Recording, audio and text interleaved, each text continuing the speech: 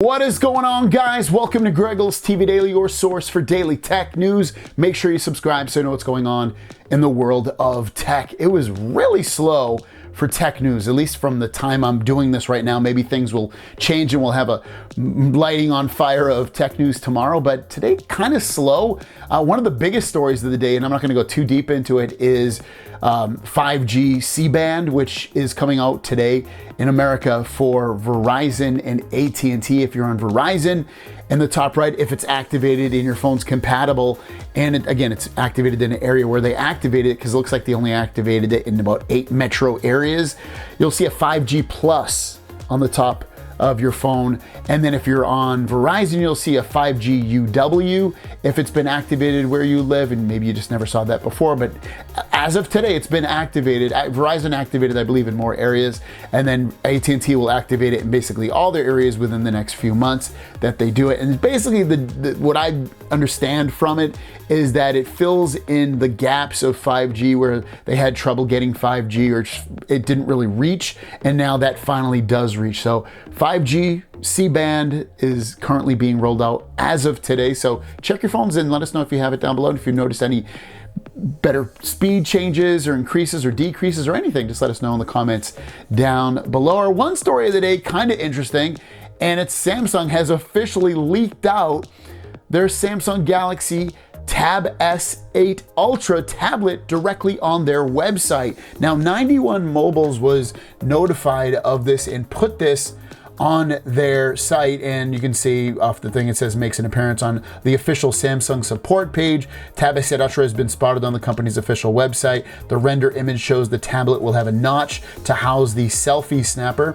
The Tab S8 specs could include Snapdragon 8 Gen 1 11,200 milliamp battery and S Pen support, and this is exactly what they showed off. They showed a Samsung Galaxy phone right in the front, but then in the back you can see there it is in its glory, the Galaxy Tab S8 Ultra. You can see the notch at the top that houses the camera.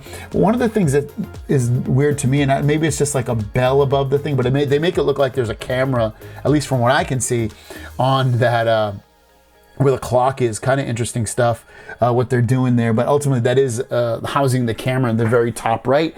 And Samsung's obviously acknowledging this, directly or indirectly, that the Tab S8 Ultra with notch does exist. And that is your question. How much does the notch on that Tab S8 Ultra turn you off, or you don't care, or you love it? Let me know in the comments down below. I'm in the camp of right now, whatever, I don't care. It's there, it's not, I don't care, I'll get used to it. I don't foresee it bugging me all that much. The iPhone notch doesn't bug me all that much. I get used to it when I use an iPhone.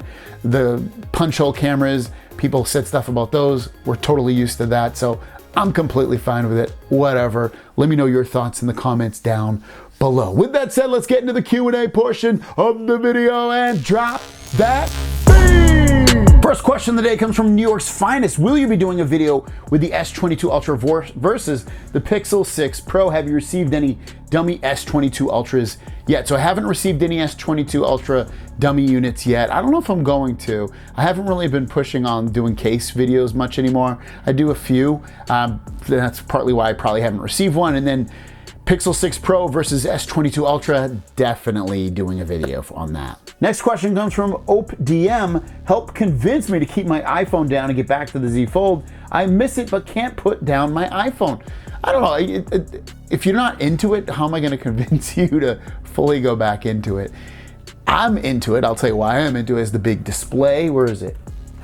The big display, watching videos on it.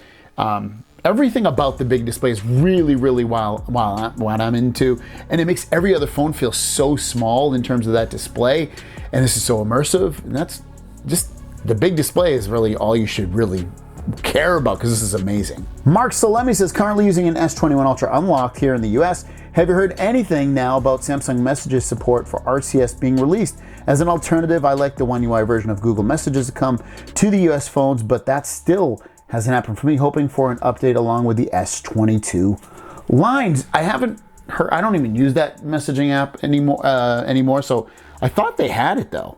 Samsung Messages or whatever they call it. I use, what do I use? Android Messages, is that what it's called? I don't even know what this app's called.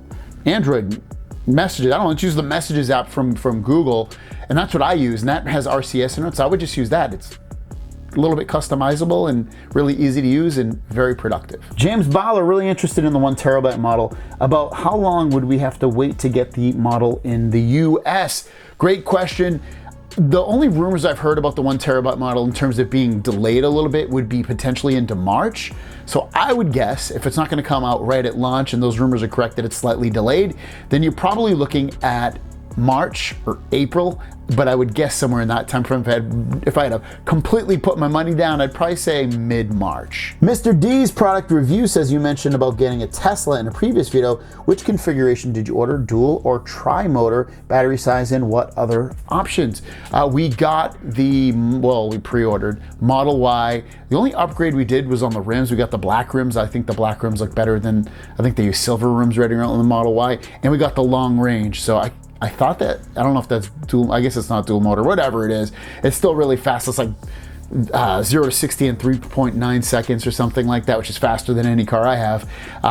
But again, we might change our ideas on that pre-order. We do want to see the Hyundai Ioniq 5, but everybody in America basically has that above MSRP by like 5 to 10,000, which is ridiculous.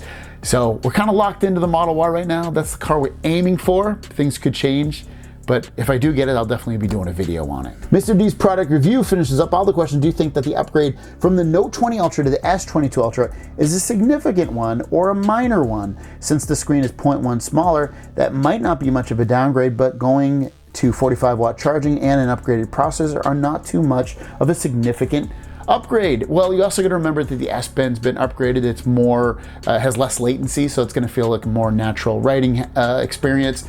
But you're right, is it a huge upgrade? If your Note 20 Ultra is running great and you still love the cameras and you're impressed by the video and you're impressed by just the overall usage of the phone, yeah, don't upgrade.